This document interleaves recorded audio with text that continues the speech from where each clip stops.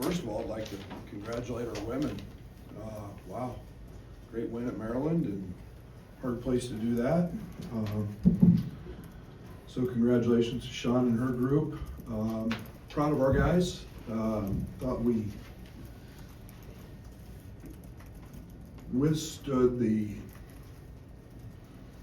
what's the right word I want to use, the kind of out of rhythm part of having Tommy back. I expected that a little bit. Very similar to last year when Terrence was coming back. You just kind of, things change. I will not lie, I was smiling yesterday in practice. Just having him back, we look different, we play different. So that was nice to have him back. I thought he forced some things early. It's okay. But I thought it was a game that resembled us first semester. Downhill driving, getting fouled, getting to the line. Tommy opens all of that up. I thought that we were led by two freshmen that had spectacular days today. It's hard to get 15 rebounds in a college basketball game against a quality opponent. And Mraz is I think he had double and a half, I think. And so you got a double from Tommy, and he's about 60% with conditioning. But yeah, then we rode Will, and I thought Will was spectacular in a day that KJ wasn't his best.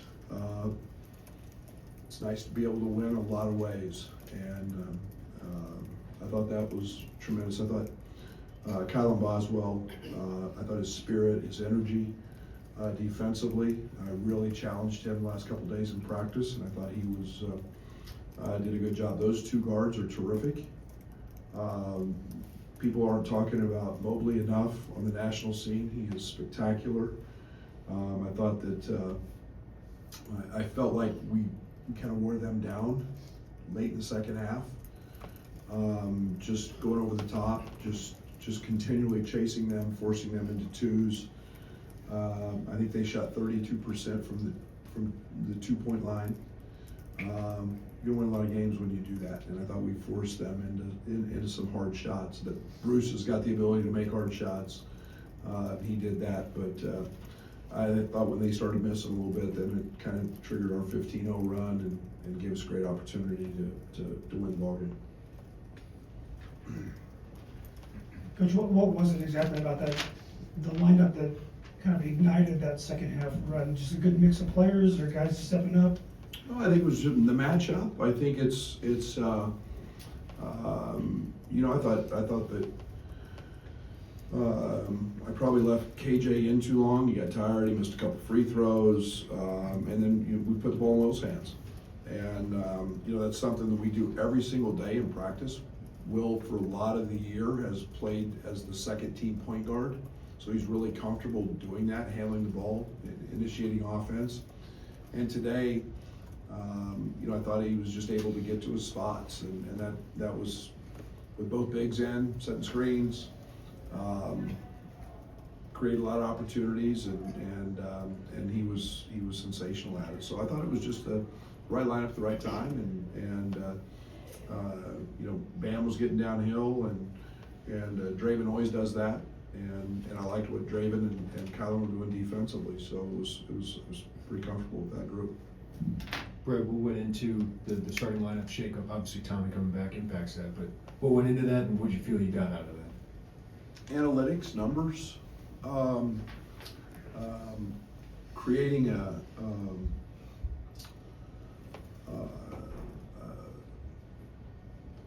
better rotation for not having light guys. To be very honest, I haven't loved bringing Dre and Will off the bench. I think they're like guys. I thought that we hadn't been really efficient starting games with Tommy out. I think our numbers have been fabulous in top 150 games per 100 possessions with Mraz and Tommy in. And I thought Tommy would be limited a little more than he was tonight, minute-wise. But I thought it was was pretty good. And I thought Ben was sensational. I mean, I think Royal had 2 the first half against him. Yeah, I was pretty upset, to be very honest with you, with Perez at halftime, even though he had a double-double, because I thought his on-ball defense was lacking. Brad, only 20 3-point attempts today. By a fair margin, your fewest this year. Is that just today's kind of matchup, or is that something indicative of a? Well, they're really good at taking them away. They let you play 2-on-2 in the ball screens. They play very similar to the way we played, a couple years ago. They ice everything on the side. They force you into 2-on-2 ball screen coverage. It was good for us because it allowed us to get downhill. So they're going to take away threes. Their numbers are reflective of that. Coach, when were you able to figure out that not only were you going to be able to play Tommy, but play him 30 minutes? I mean, you said he was only about 60% conditioning wise. Yeah, I kept asking him how he felt. Adam Fletcher's done an incredible job with him, just through the workup of finding out what he can do from our docs, and then just starts with gradual bicycle stuff. But I truly went in knowing there's nothing like playing and running up and down. Yesterday was a full day, and we probably did a little more in practice yesterday because Tommy was in. But I didn't know. I was going to play it by ear, see how he felt, but yeah, it put a smile on my face to have him back. When did he get the go ahead to maybe be a full participant in practice? And Yesterday. So he's been a process with I don't even know what today is. Yesterday or 2 days ago? Today's Sunday. So he did it. He was able to do some stuff on Friday when we got back. I'm sorry, I'm all confused on the days. He had we met with our docs and had all the scans that he had to have for his spleen and all that. And we didn't do much on coming back from Lincoln because we got stuck with the weather. So yesterday was a full day. Brad, what do you think is the biggest difference about Will now versus a month ago, and how did he handle when things were tough? Or now it's obviously going for him? Yeah, the great thing about Will is he's never changed. His love for the game exceeds everything else. We have a system in our gym called the NOAA. It's a shooting system, and we get weekly reports every week, and his numbers are always, he's number 1. He's never changed his work ethic. He's fought through defensive stuff that we've been trying to do with him, and it's like I keep telling him, the best part about doing that is you're going to be great on the other side. And that sounds very cliche, and I'm sorry, but it works that way. That's life. And then we've literally played him out of position a lot, intentionally playing him on the ball with the second team. And when his first team reps have been smaller, he's been more of the wing. I think all of that is starting to really pay off for him. Along those lines with him, he talked about understanding his role better as the season's gone on. Just broadly, when you have a freshman who comes in, they're kind of all everything their whole life and has to adjust, what's the process there? That's all of them, by the way. Sure.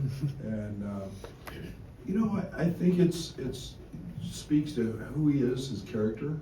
I think his work ethic, his character. He's a good teammate. He's really, really competitive.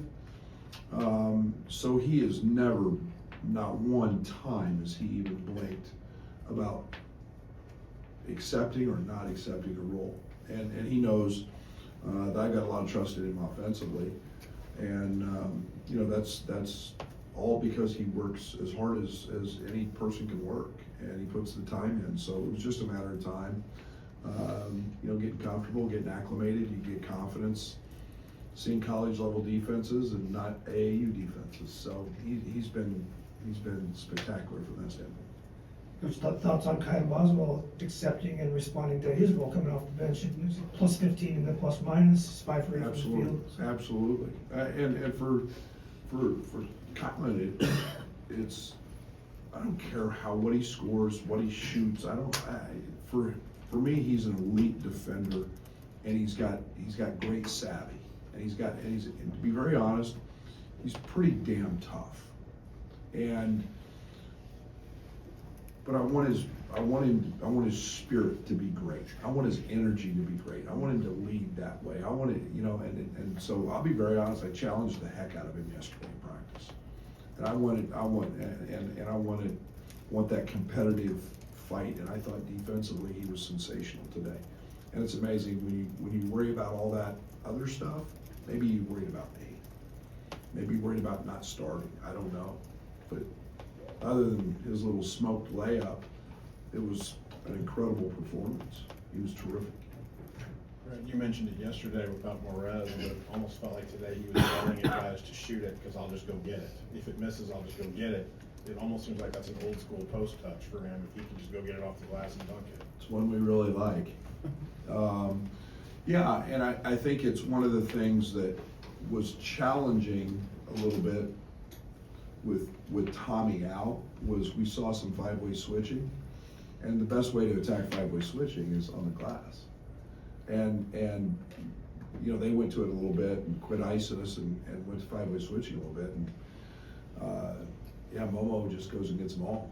And that's a great way to do it. And he's bouncy and athletic and strong and very hard to block out, to be very honest. Brad, Dre's dunk, how big of a momentum play was that, and your vantage point had to be pretty good for Valor? Did you see where he left from? I mean, you couldn't shoot back in the day, but I'm sure that's about the area where you left from on your breakaway dunks. Holy balls of wax was that? I mean, Brett, I just turned around and wow. But yeah, that's what athleticism he has. It was a big play because it was coming out of the timeout that they had an isolation. He made a great read, and yeah, he's high flyer. There's no doubt about that. Rez mentioned forcing the tough twos. He doesn't think guards can do that for a whole game, just to be forced into taking a contested shot. Is that something you just, even if say Bruce Thornton makes a couple, just stick with it because eventually they will? It's really hard. It's really, really hard. We call it choke your motor, to come off a ball screen with a guy on your hip and have two guys in front of you, Perez and Tommy, and be efficient doing that. Now, Bruce is special. He's big, he's strong, and he's really good at them. We were trying to get him off the three-point line, and he hit a couple. They're a very, very good off the dribble shooting team, and that's not easy to find. And what did Mobley go for the game? Was he from 6 of 21. 6 of 21, 4 of 8 from 3. More threes than we would have wanted, but again, we're forcing them into twos, and those are wins for us. Brad, like we've talked at times this year about ceilings and floors for you guys. When you look at the last 14 days or so, when you guys have been incomplete roster-wise, how much do you think about that when evaluating?